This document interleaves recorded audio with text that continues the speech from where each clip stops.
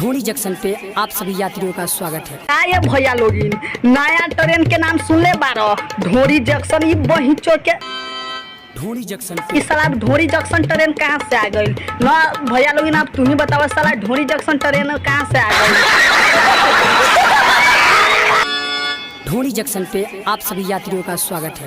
रे सरवा, झाट जंक्शन में स्वागत बा। पढ़ने वाले छात्रों को राजनीति से दूर रहना चाहिए। गाड़ी संख्या 000-414। न रे सरवा, गाड़ी नंबर 76 तोर बहिन एक्सप्रेस आ ऐसे गई। में बड़ा सख्त लौंडा हूं।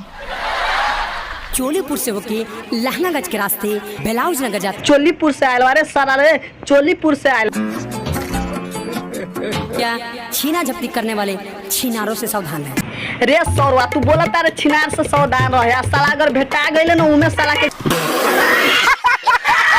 ढोरी जंक्शन ऊपर से बेलाउजपुर वही जो हम कहियो सुनले न रही। बेलाउजपुर चोलीपुर ई साला न जाने भाई यार, कैसन कैसन यार जमाना कहाँ से कहाँ आ गए ना। तू ही बताओ जमाना कहाँ से कहाँ आ गए।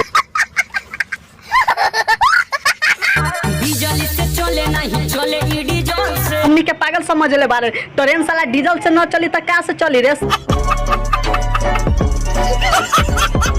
दोनों धक्के बैठी आए बाबू पूरा बॉल से। दोनों धक्के बैठी आए बाबू पूरा बॉल से। क्या कहला भैया? दोनों धके बैठिया बॉल से।